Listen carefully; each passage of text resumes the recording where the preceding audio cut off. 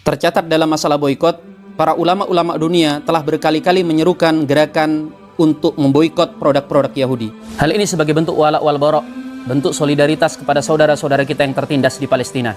Dan boikot adalah hal yang paling mungkin untuk dilakukan oleh kaum muslimin dalam membantu saudaranya dan melawan musuh-musuhnya. Namun tetap saja ada sebagian pihak yang nyinyir, yang mengomentari dengan komentar-komentar yang ngawur, yang selayaknya tidak diucapkan dalam kondisi seperti ini. Misalnya mereka mengatakan, kenapa memboikot?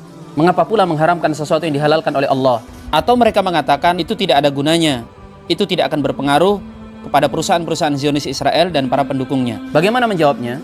Pertama, kita perlu memahami yang namanya boikot itu bukan mengharamkan apa yang dihalalkan oleh Allah, bukan melarang apa yang boleh. Karena ulama di timur dan di barat dulu sampai hari ini sepakat bahwa bermuamalah, berjual beli dengan orang-orang kafir termasuk dengan orang-orang Yahudi itu hukumnya boleh, tidak diharamkan. Boikot itu bukan tidak menggunakan barang milik orang-orang kafir. Boikot itu tidak mengalirkan keuntungan kepada mereka. Memboikot itu jangan sampai justru kita yang tertekan. Namanya pemboikot, dia harus ada di atas angin. Sedangkan pihak yang diboikot itu pihak yang ditekan. Cara memahami boikot itu adalah dalam peperangan itu sudah pasti ada pasukan logistik yang mereka mendukung persenjataan, perbekalan, peralatan dan lain sebagainya. Memboikot itu artinya kita memutus suplai bantuan persenjataan kepada mereka agar musuh yang diboikot itu melemah, akhirnya kemudian mereka bisa mundur dan kalah. Nah, kita perlu tahu bahwa kekuatan Zionis Israel itu bukan pada persenjataan mereka, tapi kekuatan utama mereka adalah di pendanaan.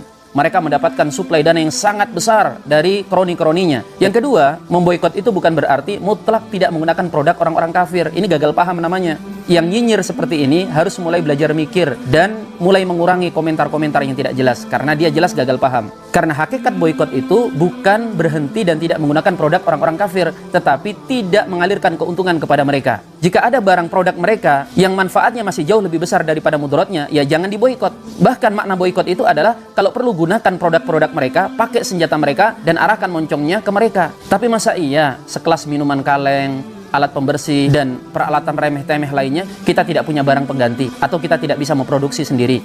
Yang ketiga, jika dikatakan bahwa boikot itu sama sekali tidak berimbas kepada mereka, ini tidak benar. Cobalah simak berita dengan baik. Kita akan saksikan begitu boikot dilakukan oleh kaum muslimin, itu Zionis teriak-teriak meminta bantuan kepada sekutu-sekutunya agar mereka disuplai dana lebih besar lagi.